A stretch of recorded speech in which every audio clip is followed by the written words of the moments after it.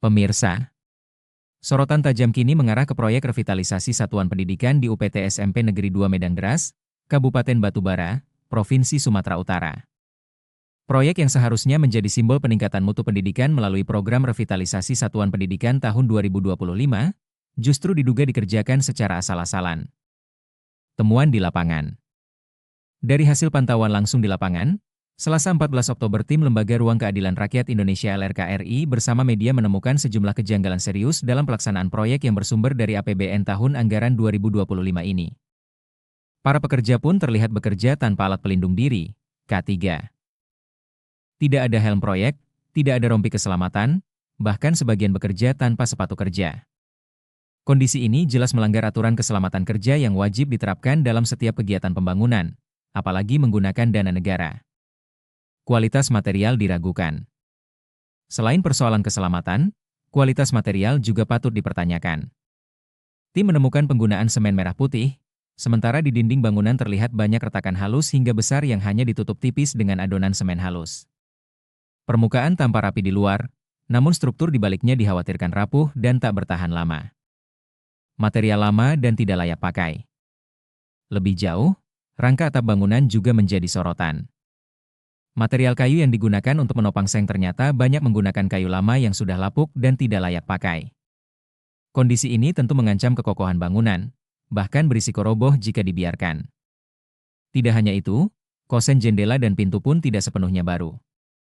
Sebagian masih menggunakan material lama yang terlihat usang, hanya sebagian kecil diganti dengan bahan baru. Langkah ini dinilai tidak efisien, bahkan mengindikasikan minimnya tanggung jawab pelaksana proyek. Dugaan inkonsistensi material.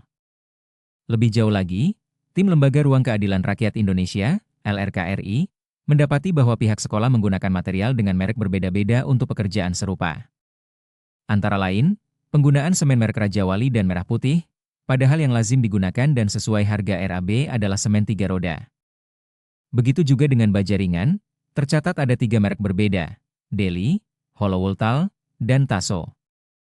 Hal serupa juga ditemukan pada keramik lantai, dengan merek KIA, Asiatile, dan Akcura. Jika harga material yang digunakan tidak mendekati RAB perencanaan, maka pihak penyedia jasa konstruksi seharusnya bertanggung jawab penuh atas penyimpangan tersebut. Plang proyek tidak transparan. Lebih mengejutkan lagi, plang proyek yang terpasang di lokasi tidak transparan. Tidak tercantum nilai kontrak, tidak ada nama perusahaan pelaksana, hanya mencantumkan judul kegiatan dan sumber dana. Padahal, transparansi adalah prinsip dasar dalam setiap proyek pemerintah, agar masyarakat dapat ikut mengawasi penggunaan anggaran publik. Pertanyaan publik. Kondisi ini menimbulkan pertanyaan besar. Kemana pengawas proyek? Apakah pihak pelaksana sengaja mengabaikan standar pembangunan? Dan apakah Dinas Pendidikan Kabupaten Batubara mengetahui fakta di lapangan ini? Seruan publik ini menanti tindakan tegas dari pihak terkait, terutama Dinas Pendidikan Batubara serta Kementerian Pendidikan, Kebudayaan, Riset, dan Teknologi Republik Indonesia, agar segera meninjau ulang proyek yang tengah berjalan di SMP Negeri 2 Medanggeras ini. Jangan sampai program yang digadang-gadang untuk memperkuat mutu fasilitas sekolah justru berubah menjadi ajang proyek asal jadi dan penyimpangan anggaran. Karena pada akhirnya, yang dirugikan bukan hanya negara, tetapi juga masa depan anak-anak kita, generasi penerus bangsa, yang berhak mendapatkan fasilitas pendidikan yang layak, aman, dan bermutu. Hingga berita ini diturunkan Kepala Sekolah SMP Negeri 2 belum bisa dikonfirmasi. Dari Kabupaten Batubara, Tim Liputan Sigit Widianto melaporkan.